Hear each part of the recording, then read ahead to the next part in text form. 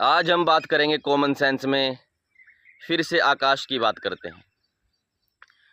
अक्सर आपने सुना होगा कि भाई space time space time space time, इस चीज़ को उपयोग आस्तिक भी करते हैं, नास्तिक भी करते हैं। और फिर कहते हैं कि पहले स्पेस भी नहीं था। टाइम का मुद्दा हम बाद में लेंगे वीडियोज़ में, कि पहले स्पेस नहीं था। ये बात नास्तिक भी मानते हैं और ये बात बहुत सारे इस्लामिक और ना जानने वाले हिंदू भी, क्रिश्चियन सब, कि ईश्वर ने स्पेस बनाया। तो जाहिर सी बात है, स्पेस एक भौतिक चीज़ हो गया, मटेरियल हो गया, कुछ बना हुआ है। वो कहते हैं कि ये जो विस्तार है यही स्पेस है और ये भी ईश्वर ने बनाया है। उदाहरण देता हूँ, जैसे ये शीट है, कोई भी मटेरियल चीज़ होती है, हाँ वो दिखने में थोड़ा डिफरेंट लग सकती है, लेकिन विस्तार में है तो कुछ तो है, कुछ तो है। तो ये चीज़ है। और अक्सर कहते हैं कि जब प्रलय आएगी, कयामत आएगी, जजमेंट डे आएगा, तो आकाश भी फट जाएगा, ये हो जाएगा, वो हो जाएगा। तो कॉमन सेंस वाला आदमी सोचता है यार, स्पेस मतलब कि कुछ एक विस्तारित तत्व बनाया जा सकता है, लेकिन जो अभाव रूपी आकाश है, विस्तार, खाली फैलाव, उसका निर्माण थोड़ी ना होता है। जैसे कि ये चीज़ है, लोग कहते हैं कि ईश्वर ने आकाश बनाया और इसको डिस्ट्रक्शन कर सकता है, इसको वो फाड़ सकता है, ये कर सकता है, वो कर सकता है। चलो हम इसको फाड़ के देखते हैं।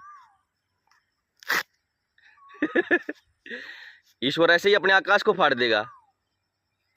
अब ये फट गया, एक कोना इधर, ये एक कोना इधर।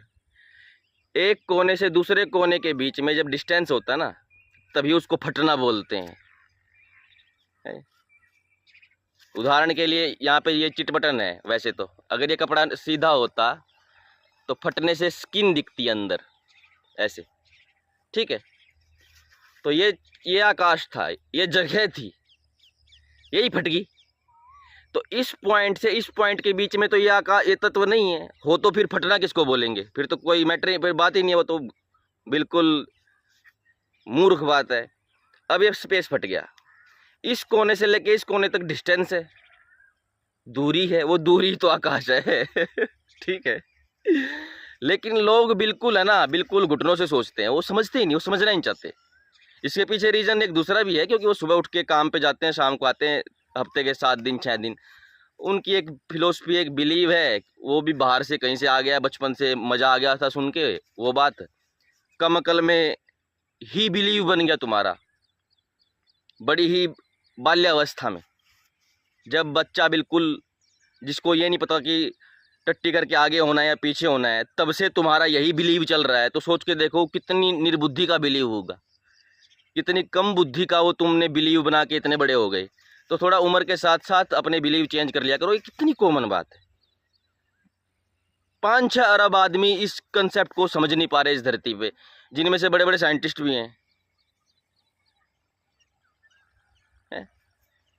स्पेस टाइम, कोई चीज़ बनी हुई होती है ना, बनी हुई होती है तो उसमें निरंतर क्रिया होती रहती है, तो वो एग्जिस्टेंस में रहती है।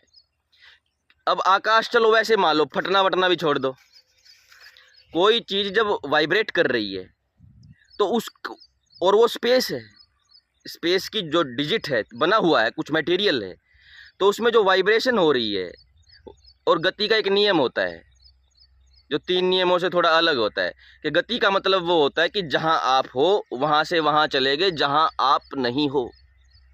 तो आकाश की जो डिजिट्स है जो वाइब्रेट कर रही हैं, वाइब्रेट तभी तो कर पा रही हैं जब उस आकाश की डिजिट के आगे वो खुद नहीं है। तो आगे क्या है? खालीपन है, वॉइड है। वो अभाव रूपी आकाश, वो कोई मटेरियल नहीं होता, वो बस एक प्रेजेंस का उल्टा होता है, कुछ है कुछ नहीं है। वो जो नहीं है वो वॉइड है, वो अवकाश है, वो खालीपन है। उसमें ही ईश्वर रहता है, उसमें ही प्रकृति, उसमें ही आत्माएं। वो जो अभाव रूपी आकाश है, सब उसमें ही रहते हैं।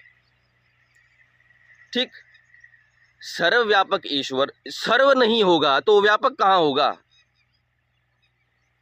मैं कहूँ मैं घर में हूँ, घर नहीं होगा तो मैं होऊंगा कहाँ पे?